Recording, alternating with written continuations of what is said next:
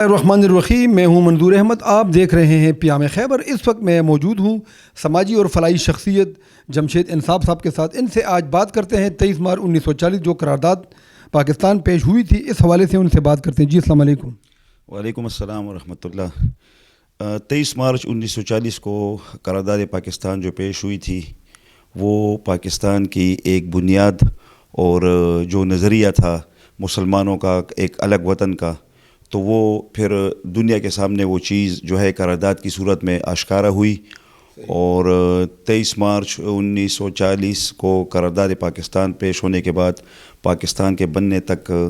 جن لوگوں نے قربانیاں دی، جو اس ملک کے بنانے والے گمنام جو مجاہد تھے، تو ان کی قربانیوں کو پاکستان کی جو قوم ہے انشاءاللہ وہ بھولے گی نہیں، اور انشاءاللہ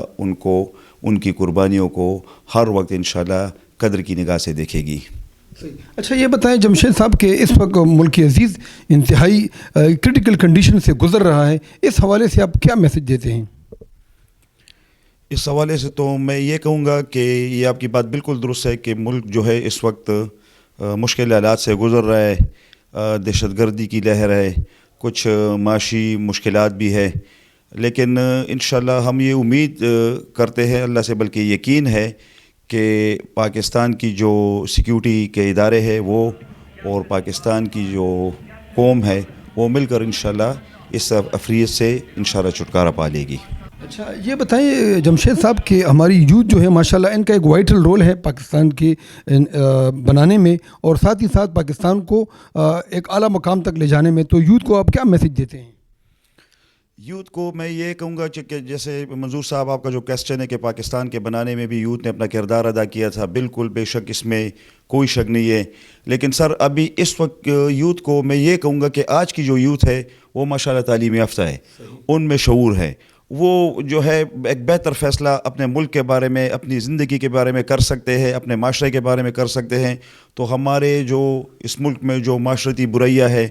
اس کے خلاف یوتھ جو ہے مؤثر طریقے سے اپنا جو کردار ہے وہ ادا کر سکتی ہے، اور انشاءاللہ میں دیکھ رہا ہوں جو نوجوان لڑکے مختلف وہ آرگنائزیشن کی شکل میں وہ اس سماجی برائیوں کے خلاف کام کر رہے ہیں۔ یہ وطن ہمارا وطن ہے، یہ ہمارا گھر ہے، اس گھر کو ہم نے صاف رکھنا ہے، اس گھر کو ہم نے اچھا رکھنا ہے، اس گھر کے ماحول کو ہم نے پرامن بنانا ہے۔ تو میرے بھائی یہ جو ہماری ذمہ داری ہے یہ جو ہے یوتھ پہ زیادہ عائد ہوتی ہے، اور میں انشاءاللہ امید کرتا ہوں کہ یوتھ جو ہے اس میں اپنا کردار ادا کرتی رہے گی۔ جی بالکل، یہ تھے جمشید صاحب جنہوں نے اپنے خیالات سے ہمیں آگاہ کیا۔ یقیناً 23 مارچ 1940 جو قرارداد پاکستان پیش ہوئی تھی اس حوالے سے اس نے ایک تفصیلی بات کی، اور ساتھ ہی ساتھ اس نے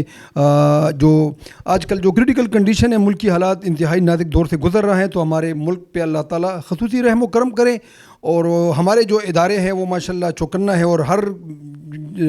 ہر طرف ان کی نظر ہے، اور جو بھی میری آنکھ سے پاکستان کو دیکھے گا تو اس کا نام حسب حدیث سے مٹ جائے گا۔ اور ساتھ ہی ساتھ انہوں نے یہ یوتھ کو بھی میسج دیا کہ یوتھ ماشاءاللہ اس وقت ہماری جو یوتھ ہے یہ اعلیٰ کوالیفائڈ ہیں، اور ملک کی بھاگ دوڑ میں ان کا ایک اہم کردار ہے۔ کیمرہ مین محمد نجیب کے ساتھ میں ہوں منظور احمد، پیام خیبر، پشاور۔